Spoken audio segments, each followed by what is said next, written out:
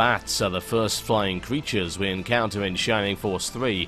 They are not affected by terrain conditions and can travel across otherwise impassable obstacles such as water or lava.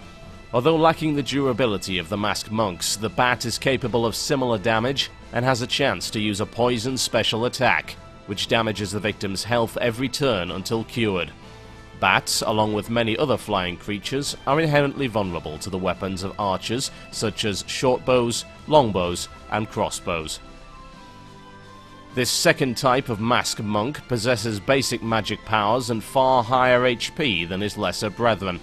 Able to cast Tornado 1, a weak attack spell, he can throw his targets into the air to deal damage. While he does possess higher hit points than the masked monks we've seen before, his attack and defense characteristics are lower, making him something of a sitting duck when his limited mana pool is exhausted. His weapon is an Ankh, and as such, he does not share the same vulnerability to our force's knights as his lesser brethren.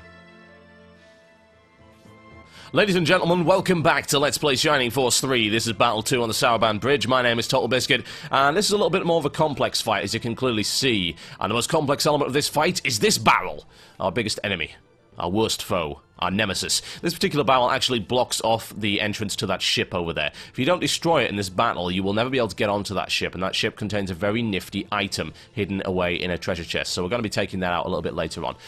What you'll also note is that there are actually two friendly NPCs in this battle, Garrosh and Hayward, and they are part of the first sync point event, the synchronicity system, something I mentioned in the introduction to Shining Force 3, and I'll be providing you with a more in-depth tutorial as to what's actually going to happen a little bit later on in this video. For the time being, we have a very narrow battlefield with quite a few choke points, which is nicer than before, although most of the choke points tend to be mitigated by the fact that we have several flying enemies in the form of bats, which you can see at either side. Now, avoiding contact with those bats is quite tricky. It is possible, but it seems to be dependent entirely on how the computer AI is actually feeling that particular day. So we're going to try and stick to the middle of the bridge to avoid them, although I have the feeling that that's probably not going to work out too well. Never mind, it doesn't really matter. We're going to have to engage them one way or the other at some point during this fight, so I'm not particularly concerned. They're not massively dangerous, they just happen to be rather annoying, and you really can't keep them away from your healers because they can travel across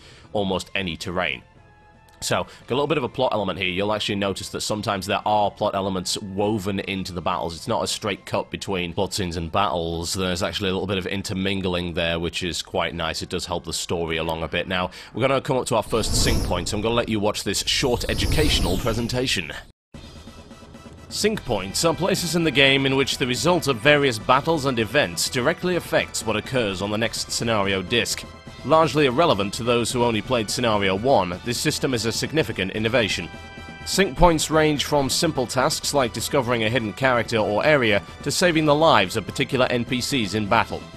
In this case, we are faced with two Saraband Bridge guards who somehow survived the massacre perpetrated by the masked monks on their way out of Saraband with the kidnapped Emperor. They act as NPCs until spoken to by one of the Force's characters, an action which takes that character's turn and requires him or her to be standing next to the NPC. Garrosh, if spoken to before he is killed, will be able to escape the battlefield and will show up in Scenario 2 and join your party. If he is allowed to die, his brother Jade will appear instead. If Hayward survives the battle, he will join the Force as our first capable archer. If he is killed at any point in this battle, regardless of whether or not the player has actually spoken to him, he will be gone for good. And there you have it, a brief explanation of the synchronicity system and how it applies to this particular battle. Now, Garrosh is going to go down to very low HP here, but we're not going to let him die because we want the best possible result. Now, when I say the best possible result, I'm talking from a plot perspective. From a gameplay perspective, it's actually more of a grey area. If you don't get Garrosh, you will get Jade, his brother, who is a tank gunner, an entirely different class, although they do fulfill relatively similar roles. Some people prefer Jade, some people don't. In this case, I'm a bit of a goody two-shoes, so I'm going to be keeping Garrosh alive. Now, I could have just talked to him there, and it would have sent him straight off the battlefield and saved him. However, I would like to demonstrate the rather questionable nature of the friendly NPC AI when we see it crop up. And you're going to see why I let him survive a little bit later, because they have a tendency to do some incredibly stupid things. Now, time to kill this bat outright, which as you're about to see gains an exceptionally large amount of experience and will gain Massacre in a level. Very helpful, it's about time that she got one. Now, there are benefits to getting straight-out kills with one character, but there are also benefits to sharing the kills, sharing the glory, and using multiple characters to kill a specific enemy, because it actually gains friendship rating. I want to see a little bit of that later on, and you'll get a more in-depth explanation in a future video. Now, special attacks. Here's a special attack. It's a poison attack, and not entirely surprisingly, it poisons. And that was explained briefly in the bestiary section. Now, special attacks, whether they be enemy or friendly, are based on a proc chance. And in the case of our characters, they can be learned via gaining weapon proficiency. Now, weapon proficiency is far less complex than it sounds.